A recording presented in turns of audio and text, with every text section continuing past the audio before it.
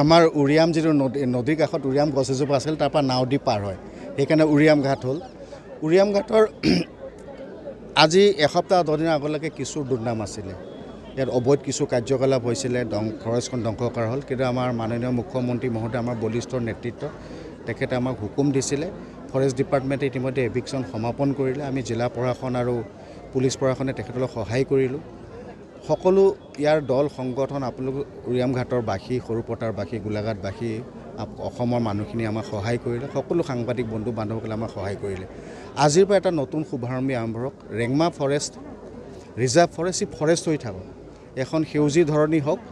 আৰু এটা ইকো টুৰিজিমৰ এটা ইয়াত এটা পৰ্যায় নতুনকৈ আৰম্ভ হওক ইয়াতে দুখন বিল আছে আমি দেখিছোঁ সোণাৰী বিল তাত ধুনীয়াকৈ পৰিভ্ৰমী চৰাই আহক কিছু মূল্যৱান কাঠকাঠনি ইয়াতে হওক এখন ফৰেষ্ট হৈ পৰক এই ফৰেষ্ট হৈ হোৱাৰ লগে যিটো উৰিয়াম ঘাটৰ পুৰণা মৰ্যাদা আছিলে ঐতিহ্য আছিলে সেইটো আকৌ ঘূৰি আহক ইয়াত সকলোকে মই অনুৰোধ কৰিছোঁ আহক আমি সকলোকে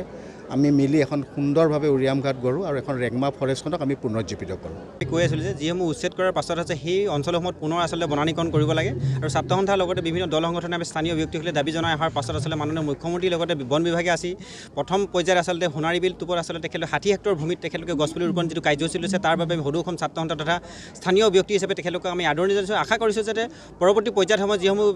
উচ্ছেদকাৰী আছে উচ্ছেদকাৰী সেই খালী জেগাসমূহত যাতে তেখেতলোকে বনানীকৰণ কৰি আচলতে এই অঞ্চলটো এটা সুন্দৰ পৰিৱেশলৈ ৰূপান্তৰ কৰিব ছাত্ৰ সন্থাৰ তৰফৰ দাবী জনাইছোঁ আৰু এটা কথা ক'ব বিচাৰিছোঁ এই অঞ্চলটো এটা প্ৰাকৃতিক ভৰপূৰ অঞ্চল আচলতে পৰৱৰ্তী পৰ্যায়ত যাতে এই অঞ্চলসমূহক যাতে পৰ্যটনৰ স্থলীলৈ মানে ৰূপান্তৰ কৰিবৰ বাবে মাননীয় বিধায়ক লগতে আৰু মানে মাননীয় মুখ্যমন্ত্ৰীগৰাকী আচলতে হস্তক্ষেপ কৰিবৰ বাবে আমি স্থানীয় দল সংগঠন হিচাপে আমি দাবী জনাইছোঁ কিমান হেক্টৰ ভূমি প্ৰায় ইয়াত ৰোপণ কৰিব গছপুলি হয় আজি আচলতে আমি গম পাইছোঁ যে 60 হেক্টৰ ভূমিত তেখেতলোকে আজি প্ৰথম পৰ্যায়ত তেখেতলোকে গছপুলি ৰোপণ কাৰ্যসূচী লৈছে পৰৱৰ্তী সময়ত তেখেতলোকে বিভিন্ন সেই স্থানসমূহত তেখেতলোকে আৰু পৰিসৰ বঢ়াব বুলি আমি গম পাইছোঁ সেইবাবে তেখেতলোকে বন বিভাগৰ লগতে এই অঞ্চলৰ যিসকল বিভাগীয় কৰ্তৃপক্ষ আছে বিভাগীয় কৰ্তৃপক্ষক আমি আদৰণি জনাইছোঁ এভিকশ্যনৰ পিছত আজি এইটো ষ্টাৰ্ট হৈছে দুবাৰ কিমান আজি লোৱা হৈছে আৰু কেনেধৰণে এই পদক্ষেপটো কণ্টিনিউৱাছলি কিমান দিন চলিব হয় প্ৰথম কথা হ'ল আজি মই আপোনালোকক বহুত ধন্যবাদ দিব লাগিব সমাজ আমাৰ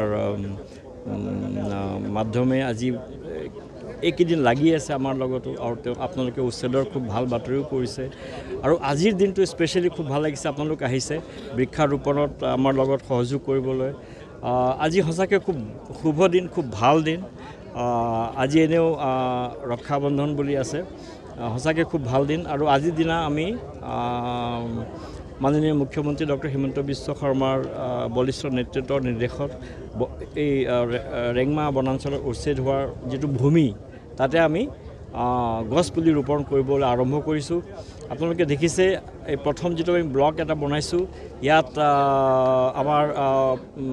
15,000 কমেও 15,000 পুলি আজিৰ কাৰণে সাজু কৰা হৈছে উৰিয়াম গছৰ পুলি যিহেতু এইটো উৰিয়াম ঘাট নামেৰে বিখ্যাত আৰু চবেই ইয়াক উৰিয়াম ঘাটৰ উচ্ছেদ বুলি কয় উৰিয়াম ঘাটৰ উচ্ছেদ অভিযান উৰিয়াম গছ পুলিৰে আমি শুভাৰম্ভ কৰিছোঁ আৰু এই যিটো পদ্ধতি আমি লৈছোঁ হাতত এইটো প্ৰগ্ৰামটো কণ্টিনিউৱাছ ডেইলি চলি থাকিব আমি এটা এটাকৈ ভূমি মুকলি চাফা কৰি বৃক্ষৰোপণৰ কাৰণে প্ৰস্তুত কৰি যাম আৰু আমি ভাবিছোঁ যে এটলিষ্ট 23 ছেপ্টেম্বৰলৈকে আমি আঁচনিটো ইয়াতে এই বছৰৰ কাৰণে আমি চলাই ৰাখিম